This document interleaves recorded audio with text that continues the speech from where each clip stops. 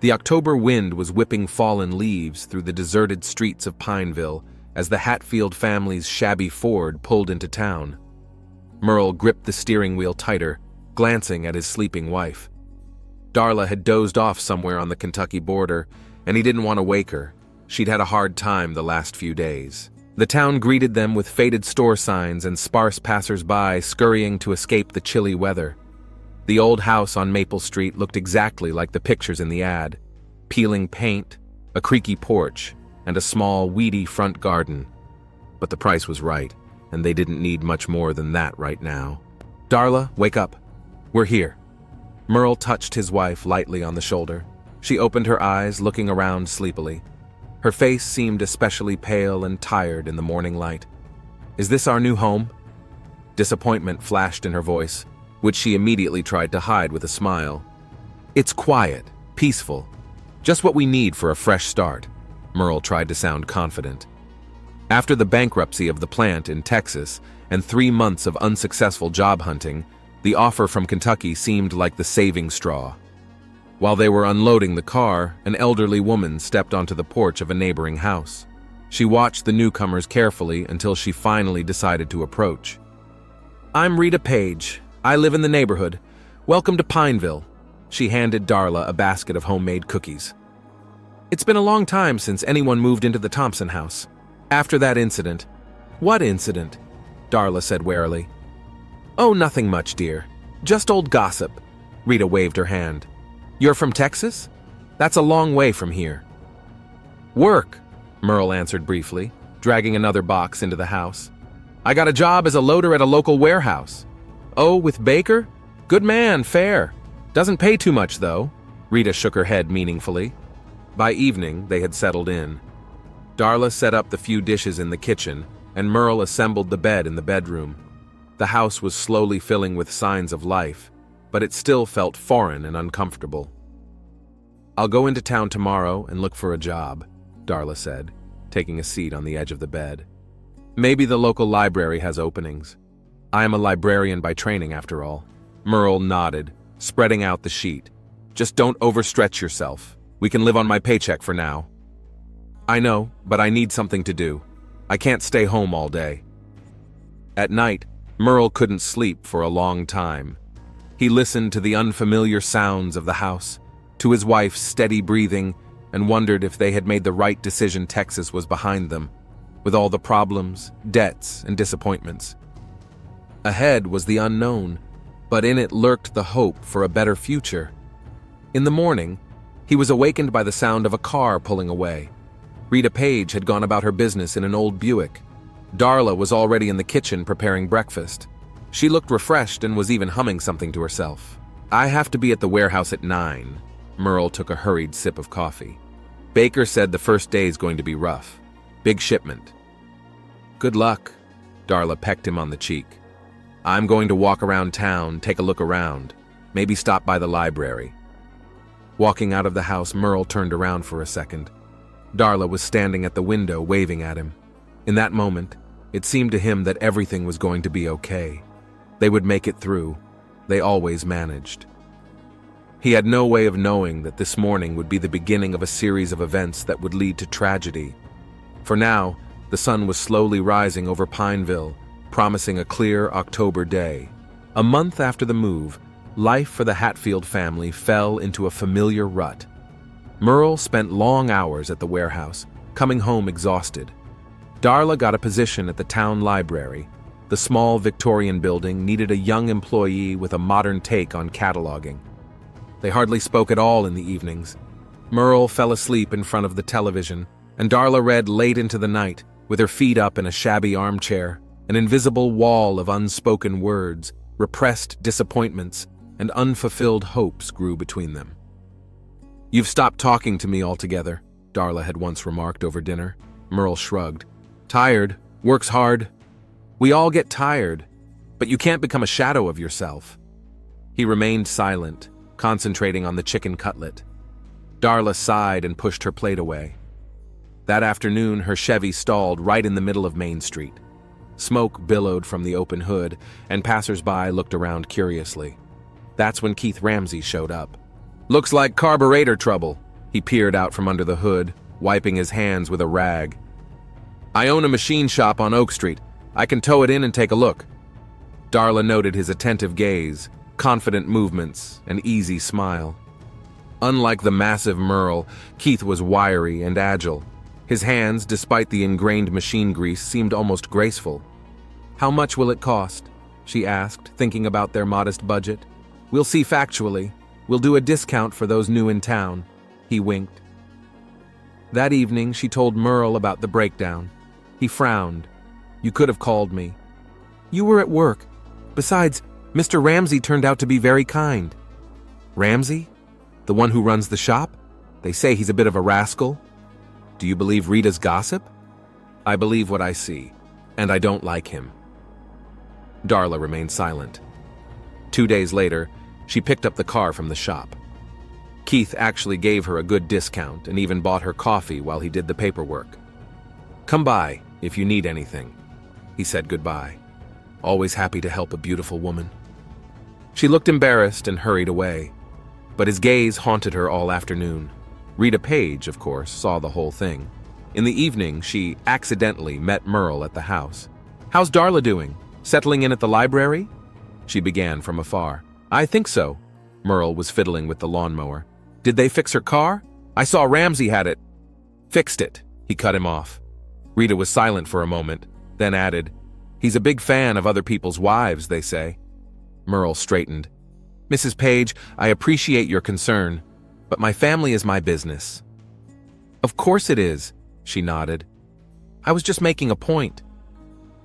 That night was the first time Merle noticed Darla furtively looking at her phone. When he asked who the message was from, she said, "A coworker at the library." He pretended to believe it, but something fractured that night, as if a crack had run through the thin ice of their marriage. They both felt it, but chose not to notice. For now. Darla worked late at the library, saying she needed to sort through old catalogs. Merle was lingering at the bar more and more after his shift. The house on Maple Street was slowly filling with silence, that special silence that comes before a storm. And Rita Page continued to watch, piecing together the story that would soon shake all of Pineville. It was a rainy spring in Kentucky. Merle returned from the warehouse soaking wet, leaving wet footprints on the floor. Darla stopped wiping them off. She was rarely home before her husband. That evening, she stayed late at Keith's workshop. The car was running perfectly, but something kept needing checking. They sat in his small office, drinking coffee from paper cups, and Keith talked about his life. "After my divorce, I realized, you can't live in the past." He looked at her in a way that took Darla's breath away. "Sometimes you just have to let go and start over." "But it's not that simple." She twirled her wedding ring on her finger. "What is simple?" Keith scooted closer. "Is living in an unhappy marriage easier?" Their first kiss happened right there, amid the smell of car oil and rain outside the window. Darla didn't resist.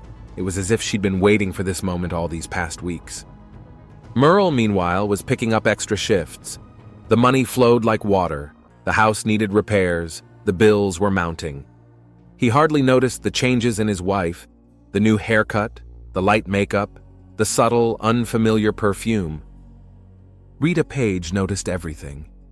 She'd seen Darla leave Keith's workshop late at night. She'd seen their chance encounters at a cafe on the outskirts of town. Saw the young woman's gait change, more and more confidence, less and less embarrassment. "Merle, darling," she tried once, "you'd look after your wife." "Look," Merle cut her short. "I know you want what's best for you, but stay out of other people's lives." Darla started to get home more and more late. Got to do the electronic catalog. New shipment of books came in. Getting ready for the kids' matinee. The excuses sounded less and less convincing. Keith was waiting for her in his workshop. After work, they talked for hours. About books, about dreams, about unfulfilled hopes. He talked about his plans to expand his business. She about her desire to travel. At times like these, the house on Maple Street seemed distant and unreal. "You deserve better than that," Keith whispered, kissing her neck. "Why waste your life on a man who doesn't appreciate you?" Darla remained silent. She knew Merle was a good man. It was just that something between them had died, decayed, turned to ash. And next to Keith, she felt alive. One evening, Rita noticed Darla hiding something in her jacket pocket outside Keith's workshop keys. A note? A cell phone? The next day, she purposely walked by the Hatfield house at the time Merle usually returned from work. He wasn't there. He was late at the warehouse again. Darla's shadow flickered in the bedroom window as she talked on the phone, holding the receiver to her ear and pacing nervously around the room. She had a smile on her face, the kind of smile that women smiled at men who weren't their husbands. A storm was coming to Pineville. Rita could feel it in the air, in the murmurs of the neighbors, in the tense silence of the Hatfield house, and she knew that when the storm hit, she'd have something to tell the police. In the meantime, she just watched another marriage fall apart, another marriage grow apart, another tragedy ripen in a quiet town. Perhaps she could have stopped what was coming. But curiosity overpowered. She wanted to see how it would end. At the end of May, the Hatfield family received a notice of late payment on their house. Merle crumpled the letter and tossed it in the trash, but Darla reached down and straightened the paper. "We need to talk about this," she said. "What's there to talk about? I'll take another shift." "You're already working 16 hours. That's not an option." Merle looked out the window where Rita Page was defiantly trimming the hedge. "What do you suggest?" "Why don't we sell the house? Rent an apartment? So everyone can say I couldn't provide for my wife?" "No." That same evening, Darla met Keith at a motel on the outskirts of town. They'd gotten a room for an hour, just to talk, she'd convinced herself. "I have some savings," Keith said, stroking her shoulder. "I could help." "No," Darla shook her head. Merle would never accept money from a stranger. "What if he doesn't find out?" She remained silent. Cars whizzed by outside the window, a train rumbling somewhere in the distance. Keith kept saying something about the future, about possibilities, about how happy they could be together. That night, for the first time, Merle smelled an unfamiliar odor on his wife's clothes, something woody with a hint of machine oil. He didn't say anything, but the next morning he drove past the library on his lunch break. Darla wasn't there. "She left early," the elderly librarian said. "To a doctor's appointment, I think." Rita Page saw him drive slowly down Main Street, past Keith's auto shop, saw him stop, stand for a minute, and drive on. I wondered if he noticed his wife's car around the corner. In the evening, while going through some papers, Merle found a check from the motel. Darla had carelessly left it in the pocket of her dress. The date, the time, everything said she'd been there when she was supposed to be working at the library. The next day, he followed her, saw her enter Keith's workshop through the back door, waited an hour, 2, 3. When she came out, there was a fresh bruise on her neck, too high to hide with a collar. At home, he sat silently across from her at the table. "Where were you today?" "At work." She didn't look him in the eye. "Is that all? What else?" Merle pulled out a check from the motel, put it on the table between them like a card in poker that decides everything. "It's not what you think," Darla began. "What do I think?" His voice sounded unaccustomedly quiet. "Merle, just tell me the truth, just once." But she couldn't. She got up, went into the bedroom, locked the door, and he stayed sitting in the kitchen, looking at the motel receipt and feeling something die inside. Rita saw the light in their kitchen until the wee hours of the morning, saw Merle come out at dawn, not to work, too early. He had a flask in his hand. And 2 days later, Darla received an envelope. Inside were the keys to an apartment in a neighboring town and a short note from Keith. "When you're ready to start a new life." She hid the envelope in a book, an old novel that Merle would never read. But the next day the envelope was gone. So was the revolver Merle kept in the top drawer of the dresser. A thunderstorm was approaching Pineville, and now even Rita Page was beginning to dread what the next day might bring. Merle Hatfield's body was found in the early morning hours in the parking lot behind Keith Ramsey's auto shop. He was first discovered by a young mechanic who had come to open the shop. 3 bullet wounds to the chest, 1 to the head. A revolver was lying around. Detective Fletch McKinney arrived 20 minutes after the call. He examined the body without touching it, noted the strange position of the weapon, too far away for suicide, too demonstrative for accident. Time of death? he asked the medical examiner. Between midnight and 2 in the morning. I'll tell you more precisely after the autopsy. McKinney squatted down next to the body. The victim's palms were stained with machine oil, odd for a man who worked as a warehouse loader.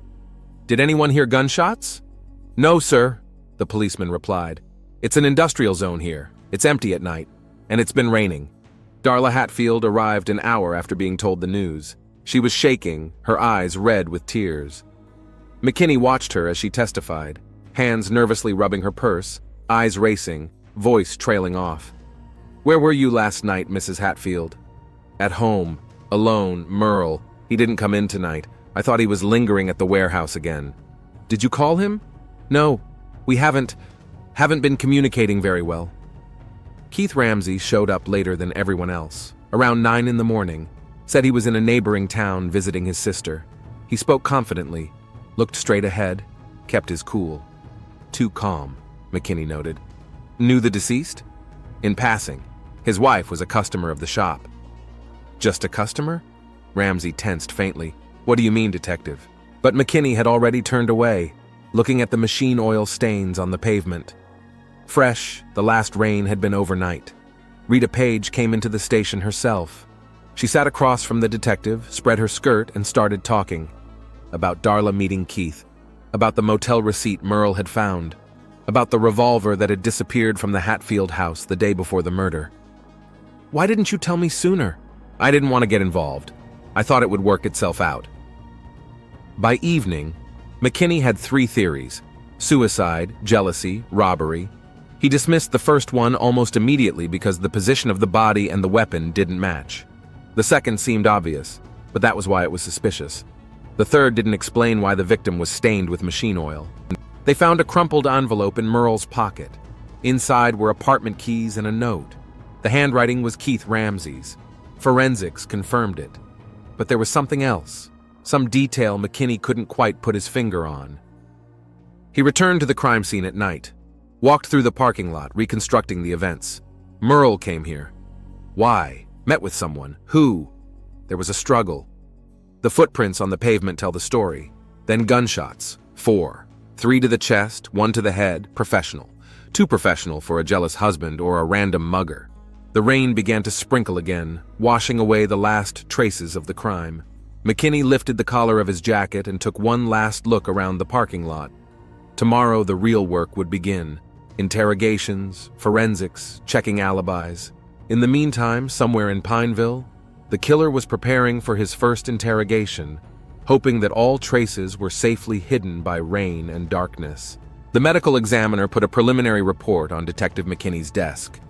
The 4 bullets recovered from Merle Hatfield's body belonged to a .38 caliber revolver, the same revolver that had been found near the body. On the handle were the dead man's prints and another, partial, too blurred for identification. Anything unusual? McKinney asked, looking through the paperwork. The signs of a struggle are minimal. It's like he knew his attacker and wasn't expecting an attack, or he was heavily intoxicated. Did you find alcohol in his blood? A little, drunk, but not drunk. McKinney leaned back in his chair, looking at the crime scene photos. Something wasn't adding up. He called in the employees from the warehouse where Merle worked for questioning. He's changed a lot lately, the foreman said. Got twitchy, irritable, asked for extra shifts even though he could barely stand up. Did he talk about problems? No, but I heard him on the phone once, yelling something about money and betrayal. Next was the hostess of the motel where Darla and Keith had met. A full woman with a tired face was leafing through the register. Yes, this couple has been to our place before. The room was always taken for an hour or 2. The last time was 3 days before the murder. How did they behave? Normal, maybe a little nervous. A woman cried once in the lobby. McKinney checked the Hatfields' bank statements. Mortgages, bills, loans, the family was clearly in debt. But 2 weeks ago, a large sum of money was deposited into Darla's account. The source was Keith Ramsey's auto repair shop. It was a loan, Darla explained under questioning.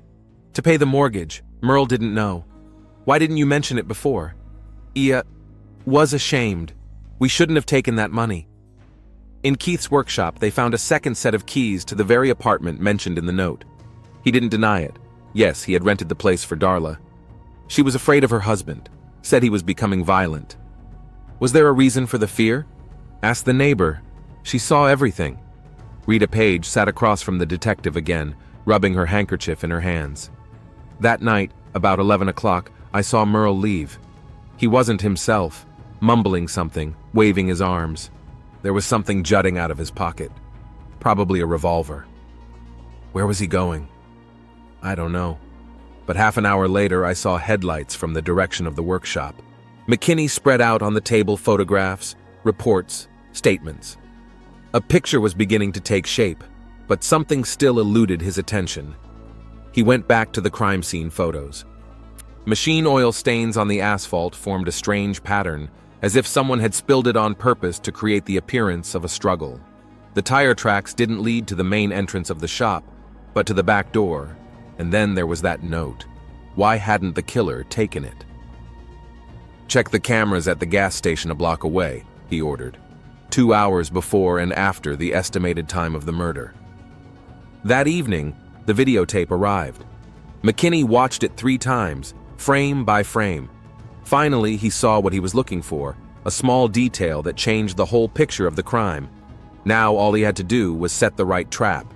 Detective McKinney spent all night researching the Hatfield family's past. In his small office, littered with files and cups of cold coffee, he slowly reconstructed a history that began long before they moved to Pineville. Check out their life in Texas, he instructed his assistant. Everything down to the smallest detail. By morning, a new report lay on the desk. The bankruptcy of the plant where Merle worked was not so simple. Shortly before closing, a large sum of money had disappeared.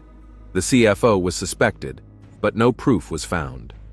And now for the best part, McKinney emphasized a line in the document. Guess who kept the plant's books? Darla Hatfield. Rita Page brought in new details. She kept them like a collector keeps rare stamps, carefully and with pride. Darla was often on the phone in the garden. One day I happened to overhear. She was talking about some documents that needed to be destroyed, and something about an account in the Cayman Islands. When was this? A week before the murder, and the next day, I saw her burning papers in a trash can. McKinney requested statements from all known Hatfield family accounts.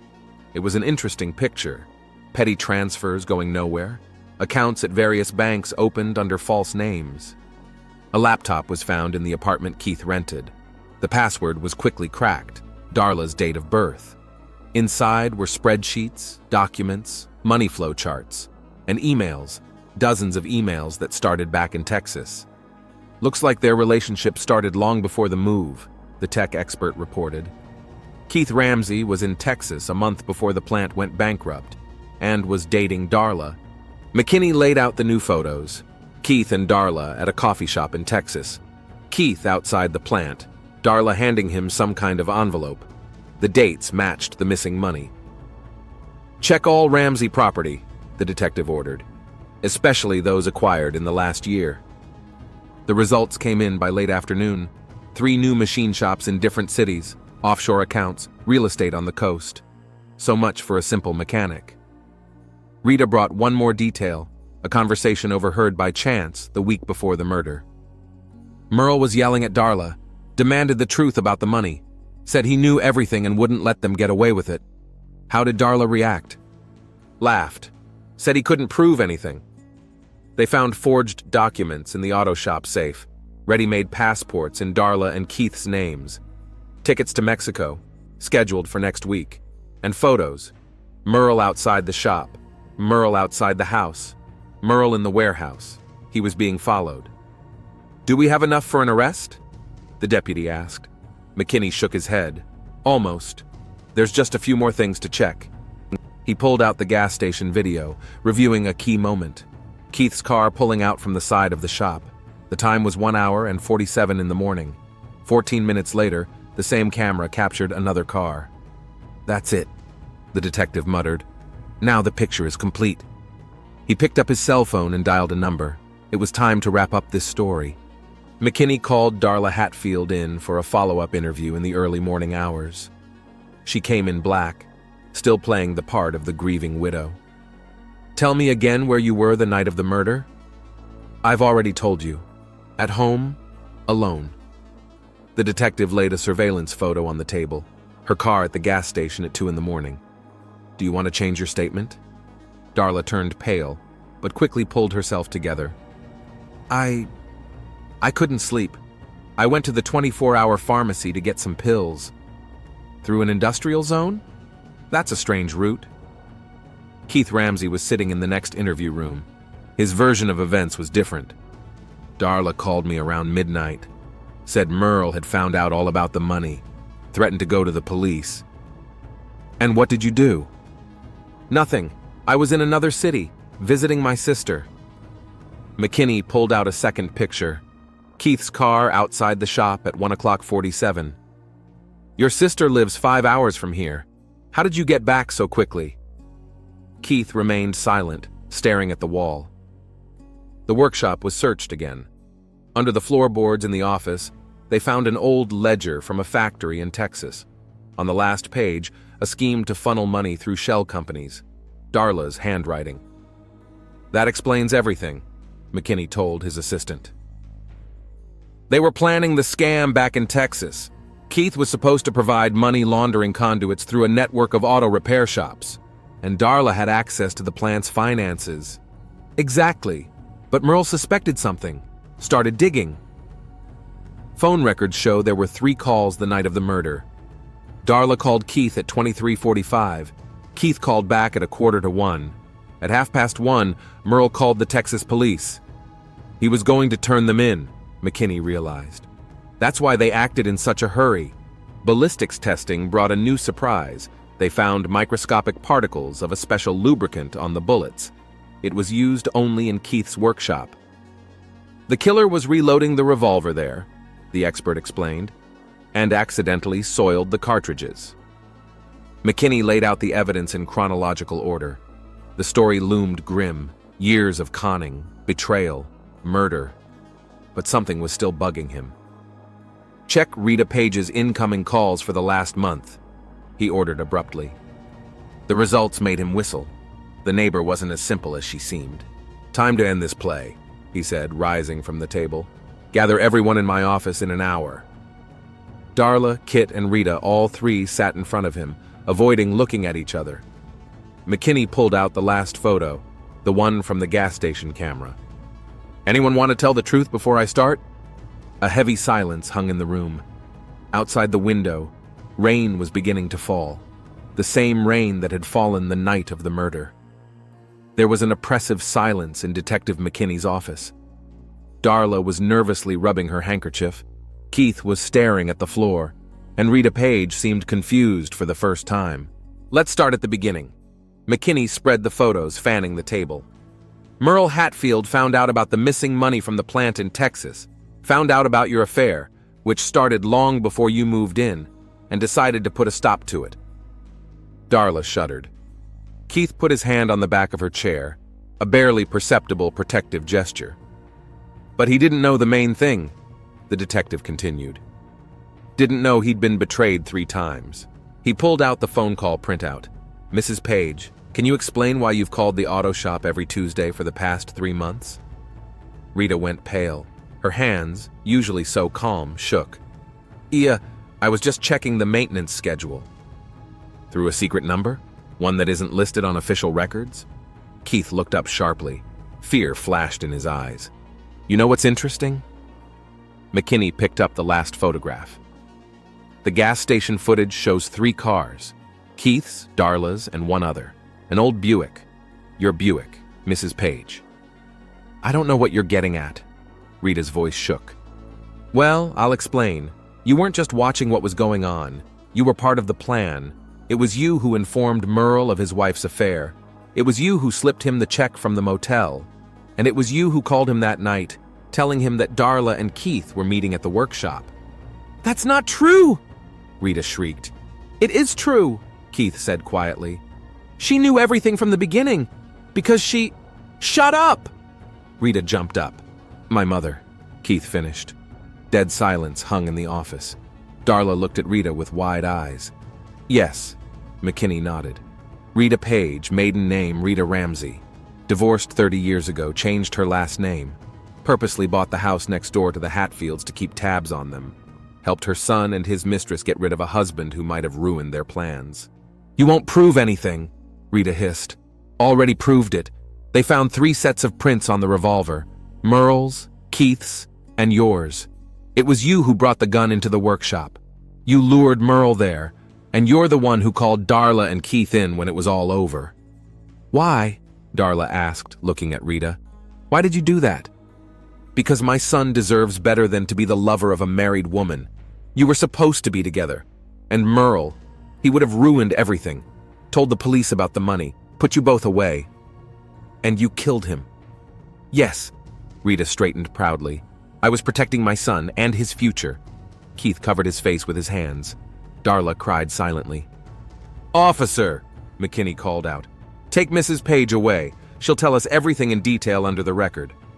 As Rita was led away, the detective turned to Darla and Keith.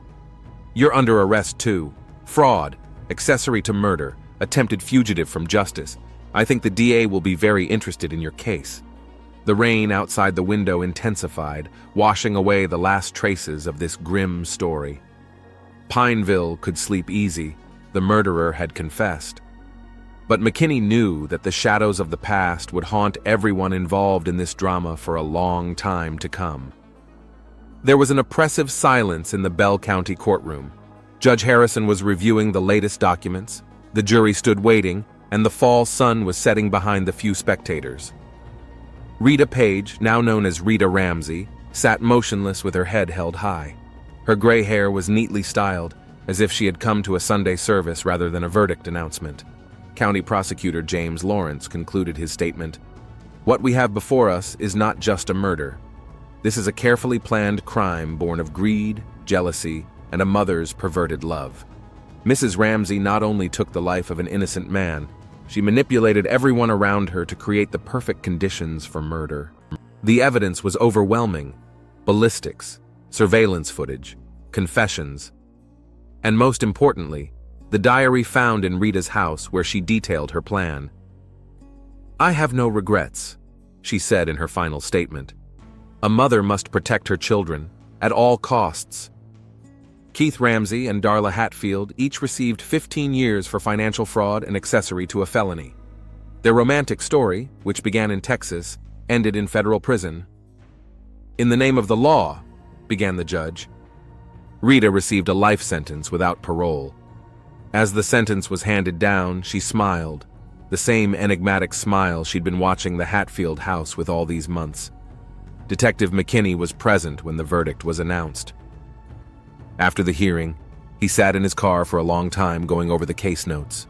It all started with the bankruptcy of a factory in Texas.